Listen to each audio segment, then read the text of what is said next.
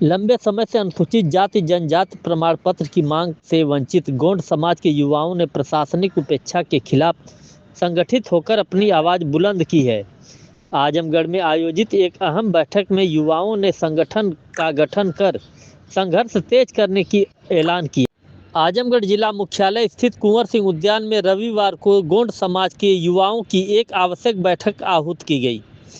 बैठक का उद्देश्य लंबे समय से लंबित अनुसूचित जनजाति जाति प्रमाण पत्र की मांग को लेकर प्रशासनिक उदासीनता के खिलाफ रणनीति तय करना रहा। गोंड ने कहा कि भारत सरकार और उत्तर प्रदेश सरकार द्वारा जारी शासनादेश के बावजूद आजमगढ़ में निवासरत गोंड समाज के लोगों को अनुसूचित जनजाति का प्रमाण पत्र जारी नहीं किया जा रहा। जिला प्रशासन विभिन्न प्रकार की रिपोर्ट लगाकर प्रमाण पत्र देने में टाल मटोल कर रहा है।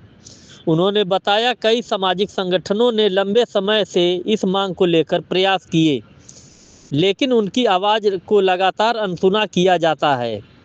जाति प्रमाण पत्र न मिलने के कारण गोंड समाज के छात्र छात्राएं सरकारी नौकरी और शैक्षणिक अवसरों से वंचित रह गए हैं, जबकि कई युवा की आयु सीमा भी पार हो चुकी है।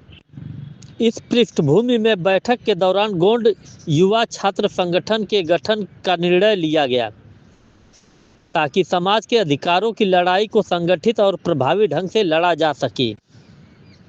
बैठक में उपस्थित लोग भीम प्रसाद गोंड, नंदलाल गोंड, दुर्गेश गोंड, आयुष गोंड, दीपक गोंड, जया गोंड, काली प्रसाद गोंड, विजय गोंड, दिनेश गोंड, अनिल सिंह गोंड, अरविंद गोंड, सत्यम गोंड, देवेश गोंड, उदित गोंड, सत्येंद्र गोंड, ओम प्रकाश गोंड सहित अनुसूचित जनजाति मोर्चा टीम, संघर्ष समिति टीम और गोंड युवा छात्र संगठन के सदस्य बड़ी संख्या में मौजूद रहे।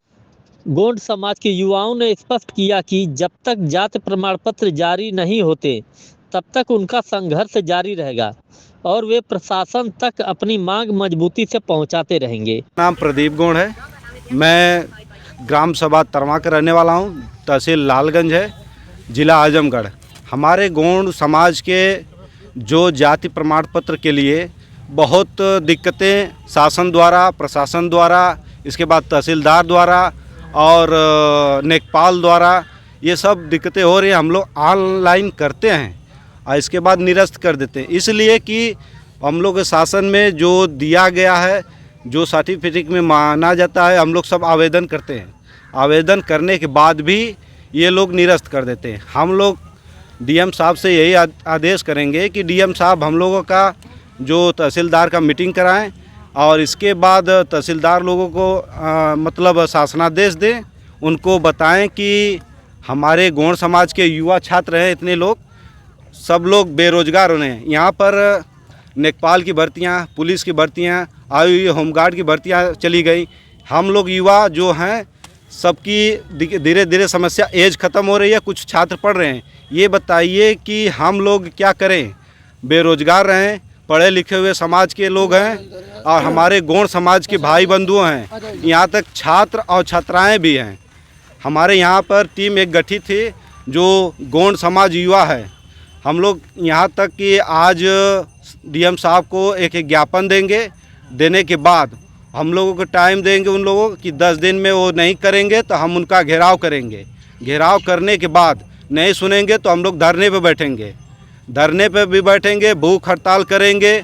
इसके बाद हम लोग अनशन भी करेंगे।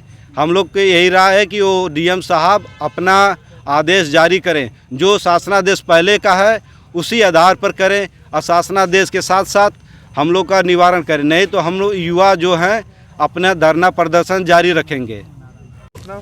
मेरा नाम दयाशंकर गौड़ है, ग्राम मोकलपुर, पोस्ट तरवा, जिला आजमगढ़, तहसील लालगंज से बिलोंग करता हूँ। हम लोग का परेशानी है कि हम लोग का गोंड जनजाति, अनुसूचित जनजाति में हम लोग आते हैं। हम लोग बार बार आवेदन करते हैं, जो हमारे गांव के नेकपाल साहब हैं उसे जाति को निरस्त कर देते हैं, ये बताकर कि आप लोग दूसरे जाति में आते हैं। वो लोग हम लोग को फिर हम लोग की पुलिस की भर्तियाँ, होमगार्ड की भर्ती, नेकपाल की भर्ती आती है बार बार। हम लोग को जाति नहीं बन पाता, इसलिए हम लोग को फार्म भरने में दिक्कत होती है। हम लोग का युवा क्षेत्र की परेशानी हम लोग तो आज किस तरह से आप लोग इस समस्या से लड़ने के लिए तैयार हो रहे हैं? हम लोग का गोड़ जाति का अनुसूचित जनजाति में हम लोग आते हैं। हम लोग के जाति प्रमाण पत्र जारी करें, डीएम साहब से आप लोग का ज्ञापन देंगे आज। फिर उसके बाद आज कुछ टाइम लें, फिर उसके बाद 10 दिन का या 20 दिन का जो टाइम मांगते हैं। संगठन भी बना रहे हैं? हाँ, हम लोग एक संगठन भी बना रहे हैं, गोड़ युवा संगठन है। जो किस तरह से इससे लड़ाई लड़ेंगे और क्या इसके? हम लोग मजबूती तरह से लड़ाई लड़ेंगे और इसके बाद धरने पे भी बैठेंगे, अनशन पे भी बैठेंगे, और ज़रूरत पड़ी तो हम लोग भूख हड़ताल पे भी बैठेंगे, और ज़रूरत पड़ी तो हम लोग पैदल यात्रा भी निकालेंगे, जहाँ से मतलब लालगंज से या आजमगढ़ से जो भी करना पड़ेगा शासन का घेराव भी करेंगे।